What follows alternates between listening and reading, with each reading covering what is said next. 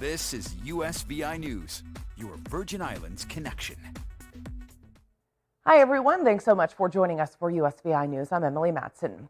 We have new details on a major move that's likely to affect gas prices across the country. OPEC, the group of major oil producers, including Saudi Arabia and Russia, announced it will cut oil production by 2 million barrels a day, which could mean more pain at the pump in the months ahead.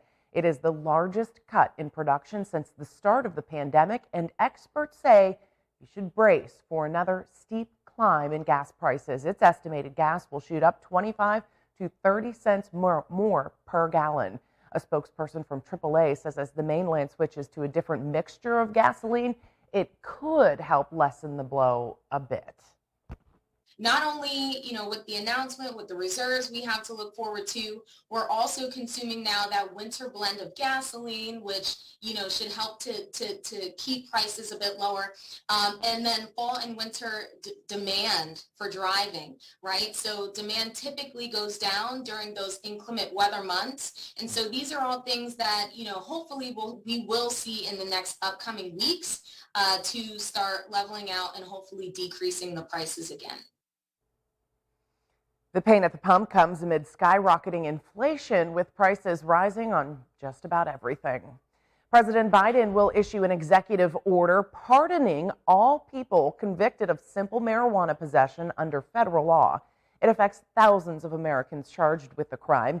Biden says he believes no one should be in jail just for using or possessing marijuana.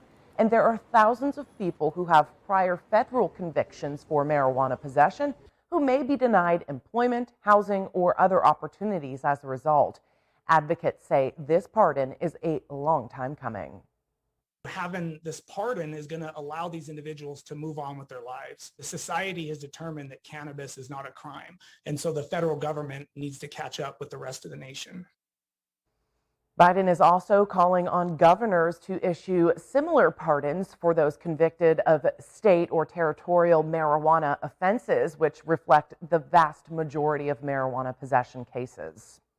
On St. Croix, Virgin Islands police have been busy making arrests, including one for murder.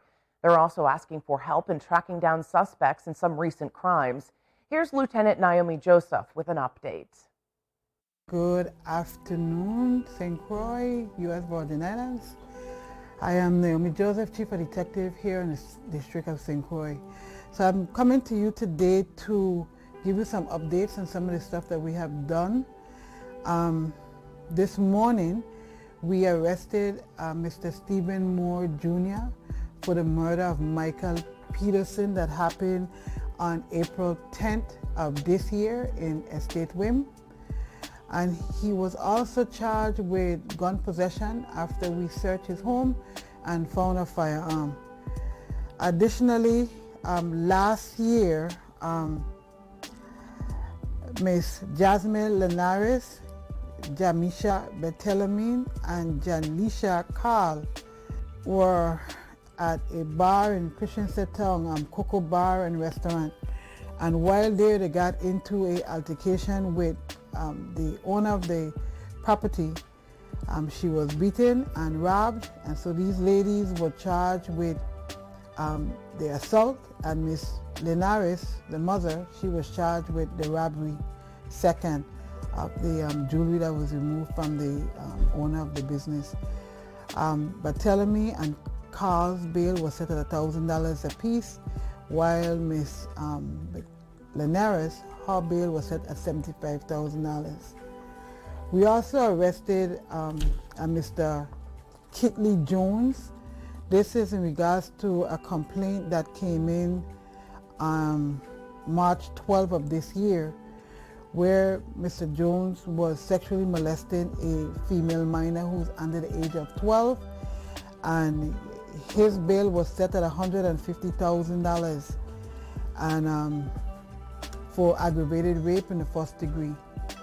All right, so David Armstrong Sr., he was charged with brandishing and exhibiting or using a deadly weapon and lawful possession of a firearm during a crime of violence, and his bail was set at $100,000. So he was arrested this morning without incident. Keatley Jones' bail was set at $150,000. We also have two individuals that we're looking for. Mr. Jaheel Smith, who is wanted for embezzlement and grand larceny in regards to stealing goods from Plaza Extra Christiansted.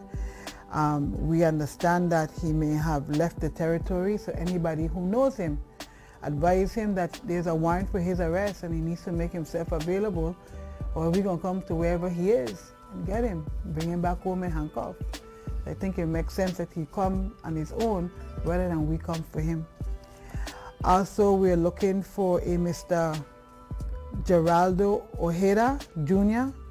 He's wanted for an assault first degree, attempted murder first degree, assault in the third degree, using a dangerous weapon in a crime of violence, unauthorized possession of a firearm during the commission of a crime of violence, unauthorized possession of ammunition. This stems from an incident that occurred in Castle Coakley, where they shot the victim and then ran him over with a car. His bail is set at $100,000, but he fled the territory. We understand he may be in St. Thomas, so if anybody knows where he may be, and just understand that if you're harboring any of these individuals, you're committing a crime. So I would suggest that you advise your friends, acquaintance, your relative that the police have a warrant for their arrest and to turn themselves in so that we don't have to come and embarrass them wherever they are. So those are the arrests that we have today. Those are the outstanding warrants that we have. Additionally, we were fortunate to run across a stash of property that we are trying to determine if they're stolen or lost. Property range from jewelry to tools, cameras, currency in the form of coins. So if your home was burglarized, if your car was burglarized, if anything that was stolen from you within the recent months, could you please bring any detailed information about what was stolen from you here at the Frederick Z. Rainbow Building?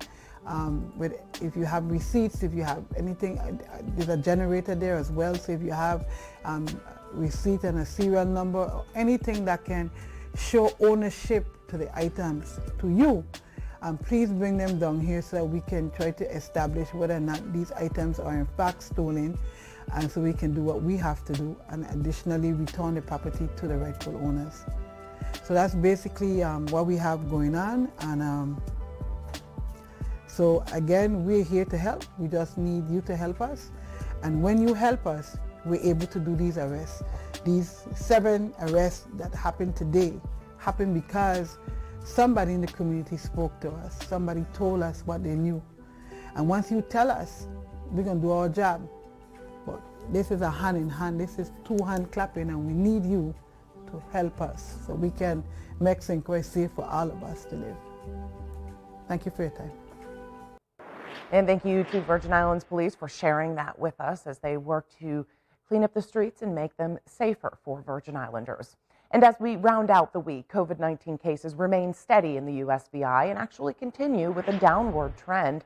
There are currently 44 active cases territory-wide, with 26 on St. Croix, 17 on St. Thomas, and just 1 active case currently on St. John. Norwegian Cruise Line is further easing up its pandemic rules. Beginning this coming Tuesday, it's dropping all vaccination, testing, and mask requirements. Passengers won't have to show proof of COVID vaccination or a negative test to board. The changes, however, are subject to local requirements at cruise destinations.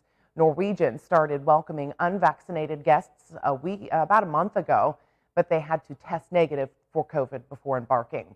Now, with the changes, Norwegian becomes the first major cruise line to end testing for unvaccinated passengers.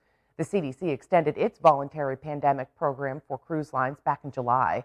After that, Carnival and Royal Caribbean simplified their requirements, but still require testing for the unvaccinated.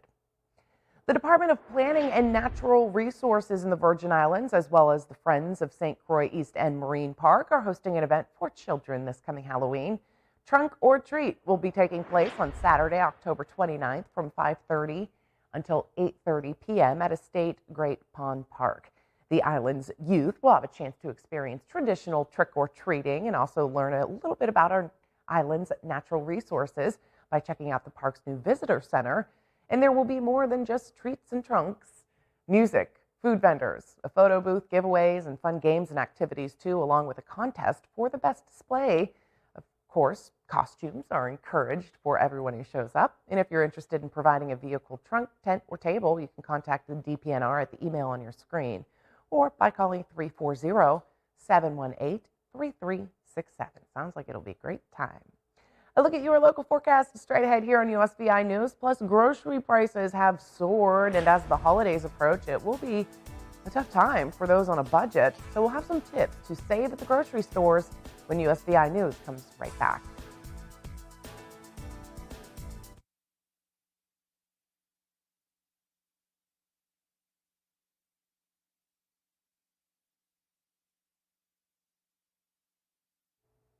At a time when consumers are looking for deals, they may be harder to come by, especially when it comes to groceries. Vicki Nguyen shows us how to and explains how she has some hacks that could stretch your dollars. For those on a budget, this holiday season could bring a time to eat, drink, and be wary. Inflation sending grocery prices up 13.5% from last year, the largest 12-month increase since March 1979. Every time you go and shop, a price of something has gone up by so much. It's insane. And just when shoppers need them most, deals and bargains may be harder to find. Recent data showing 20.6% of food and beverage products sold with price reductions this year, down from almost 26% in 2019. Experts say supply chain issues and shipping delays have led to fewer discounts. The only item to maintain its pre-pandemic promotional level, meat. Meanwhile, turkey prices climbing nearly 13% in the past year, but grocers may still serve up deals ahead of Thanksgiving. Experts say, remember, the early bird gets the worm. So what do people need to know about the sales heading into holiday food shopping? There's been a bird flu, and also just inflation in general has raised prices. That doesn't mean there won't be turkeys for everyone, but if you want to get a good deal, you're going to have to be more vigilant. Consumer Reports senior editor Toby Stanger says carve out time to plan ahead. Join store loyalty programs offered at popular chains like Albertsons, Kroger, and ShopRite. Don't forget to comparison shop. Apps like Basket and Flip let you see the weekly coupons for all the stores in your area and compare prices on many different items. Stanger also says you can gobble up savings now by buying in bulk when you notice sales on canned goods or items you can freeze. Is it too early to buy the things like maybe the canned cranberry sauce or the box stuffing? It's not too early to buy the goods that are not going to be perishable. So the box stuffing, the cranberry sauce, all of that is, if it's available and you're noticing that it's going down in price, that's something to look at. Other cost-cutting tips, shop store brands. Pay attention to unit pricing. Consider using a credit card with cash-back rewards for groceries. And when it comes to the turkey, Stanger says the bigger the bird, the more economical. You'll have leftovers for days, unless one of your guests likes a challenge. Like in this classic episode of Friends. You are my Everest. Joey, you don't have to finish that. Oh, yes, I do. Room for more turkey, which could help you stretch your dollar this holiday season.